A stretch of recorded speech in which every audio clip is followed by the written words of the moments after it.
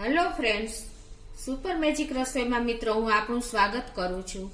આજે હું ઠંડાઈની રેસીપી લઈને આવી છું। જે મિત્રો ઉનાળો આવી રહ્યો છે તો આપણે ઠંડાઈ ખૂબ ઉપયોગી થાય છે અને એનો ઉપયોગ પણ આપણે જરૂર કરવો જોઈએ। ધૂળેટી હોળી ઉપર આપણે ખાસ એનો ઉપયોગ કરીએ છીએ અને હેલ્થ માટે પણ બહુ સારી છે, કેમ કે બધા ઇન્ગ્રેડિયન્ટ એટલા સરસ આવે છે ને કે આપણે એક ગ્લાસે 1.5 ટેબલ સ્પૂન જેવું નાખીને પી લઈએ તો આખો દિવસ આપણે થાક લાગતો નથી, આપણે ઠંડક રહીએ છીએ, આપણા શરીરની ગરમી પણ નીકળી જાય છે મિત્રો। તો ખાસ આપણે ઉનાળામાં ઠંડાઈ ઘરે બનાવીને ફ્રીજમાં રાખીને આખું વર્ષ સ્ટોર કરી લેવી જોઈએ મિત્રો। તો હવે એમાં શું ઇન્ગ્રેડિયન્ટ લીધા ને ઠંડાઈ બનાવવા માટે એ પણ હું તમને બતાવી દઉં। તો મિત્રો જો એમાં મેં 1/4 કપ બદામ લીધી છે, 1/4 કપ કાજુ લીધા છે, 1/4 કપ પિસ્તા લીધા છે અને 2 ટેબલ સ્પૂન મેં મગજતરીના બી લીધા છે, 4 ટેબલ સ્પૂન મેં આપણે સુકવણી છે દેશી ગુલાબની પાખડી લીધી છે અને 1.5 ટેબલ સ્પૂન મેં વરિયાળી આખી લીધી છે, 1 સ્પૂન મેં ચારોળી લીધી છે, 10 દાણા એલચીના ફોતરા કાઢીને મેં કાઢી લીધા છે, 10 એલચીના દાણા અને 2 ટુકડા જેવા મેં જાયફળ લીધા છે, 2 ટેબલ સ્પૂન મેં ખસખસ લીધી છે અને થોડું એવું આપણે કેસર નાખશું અને 1 મોટી સ્ટીક મેં તજ લીધા છે અને 12 દાણા મેં મરીના લીધા છે, એટલે કાળા મરી। તો આટલા ઇન્ગ્રેડિયન્ટ મિત્રો આપણે ઠંડાઈ બનાવવા માટે જોશે। તો હવે શું કરશું આપણે પહેલા? તો મિત્રો હવે આના માટે આપણે શું કરવાનું છે કે ગેસ ઓન કરીને અને આપણે આ તવો ગરમ કરી લેશું। આપણે આ બધા સૂકો મેવો છે ને એને રોસ્ટ નથી કરવાનો, પણ એનું મોઇસ્ચર દૂર થાય ને એટલું જ આપણે પ્રોસીજર કરવાની છે। ઠંડાઈ બનાવવા કોઈ દિવસ આપણે સૂકો મેવાને રોસ્ટ કરવાનો જ નથી, ખાલી એનું મોઇસ્ચર જ ઉડાડવાનું છે। તો ખાસ તમે આ નોટ કરજો મિત્રો, હું તમને નાની નાની ટિપ્સ બતાવતી જઈશ અને તમે એની નોટ પણ કરજો અને તમને મારો વિડીયો ગમે ને તો લાઈક કરજો, શેર કરજો અને સબસ્ક્રાઇબ કરવાનું તો ભૂલતા જ નહીં। આપણે આ તવો તપવા મૂક્યું છે ને પેન, એને 2 થી 3 મિનિટ આપણે ફૂલ ગેસ ઉપર તપવી લેવાનું છે, હીટ કરી લેવાનું છે। તો મિત્રો 3 મિનિટ થઈ ગઈ છે અને આપણું પેન પણ તપી ગયું છે। અત્યારે હું ગેસ બંધ કરી દઉં છું અને હવે એમાં આપણે પેલા આ બદામ નાખી દેશું અને કાજુ નાખી દેશું, પિસ્તા નાખી દઉં છું। આ ત્રણેયને આપણે સેજ આ રીતે આમ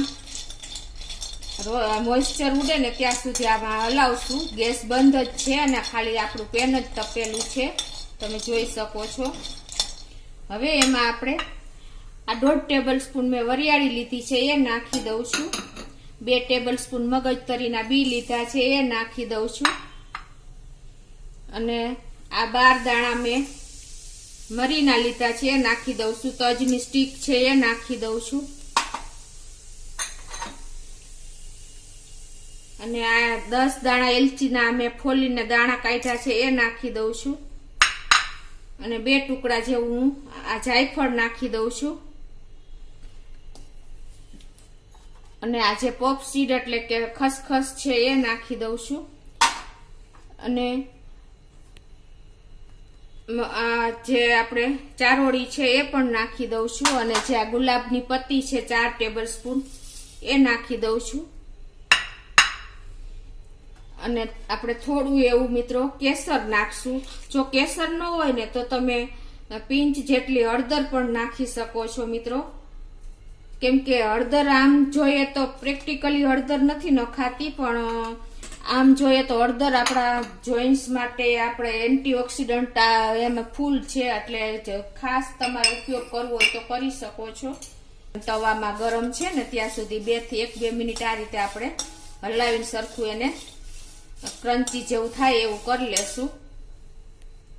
જો આપણા પેન ગરમ હતું ને તો એમાં જો આ રીતે એકદમ સરસ આ રીતે આપણે રોસ્ટ સેજ હલાવીને કરી લેવાનું, 2 મિનિટ જેવું થાય ને એટલે એકદમ બધું સરસ પેન ગરમ હોય એટલે એમાં થઈ જશે મિત્રો।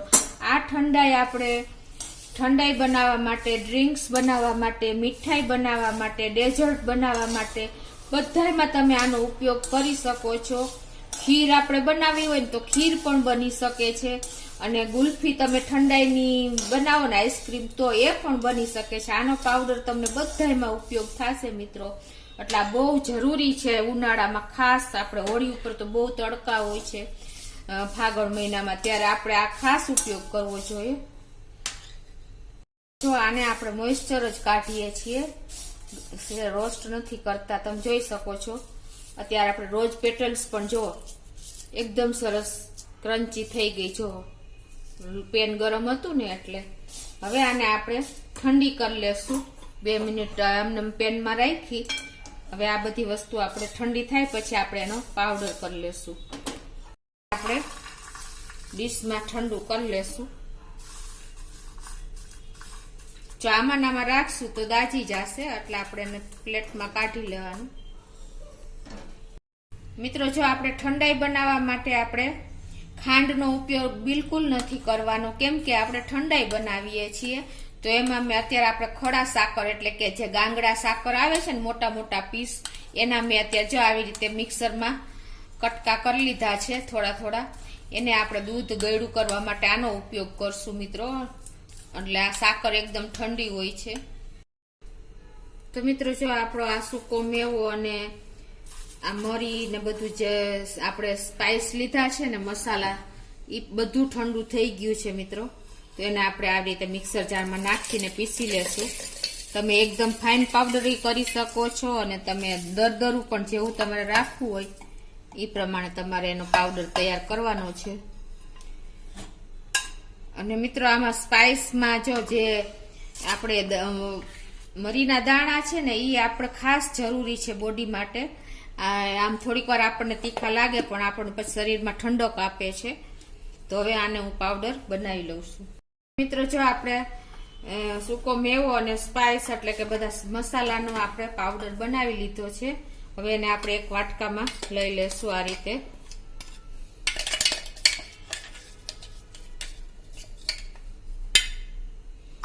હવે આપણે ઠંડાઈ માટે દૂધ બનાવી લેશું.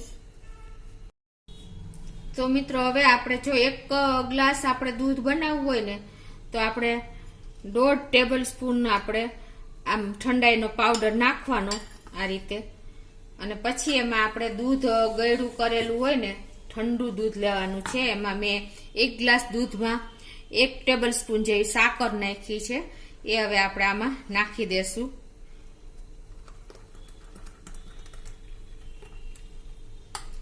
અને મિત્રો આને આપણે આવી રીતે શેક કરી લેશું.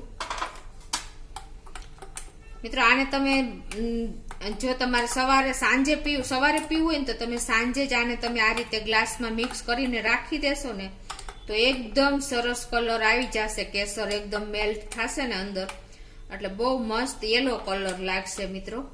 એટલે આ રીતે તમે ઠંડાઈ તૈયાર કરી શકો છો. તમે જોઈ શકો છો મિત્રો. અને આ આપણો પાવડર તૈયાર છે. તો આ રીતે તમે ચોક્કસ ઠંડાઈ બનાવવાની ટ્રાય કરજો મિત્રો. અને ઉપરથી આપણે આ રીતે પાવડર ભભરાઈ દેશું અને રોઝ પેટલ્સથી આપણે ડેકોરેટ કરી લેશું મિત્રો આ રીતે.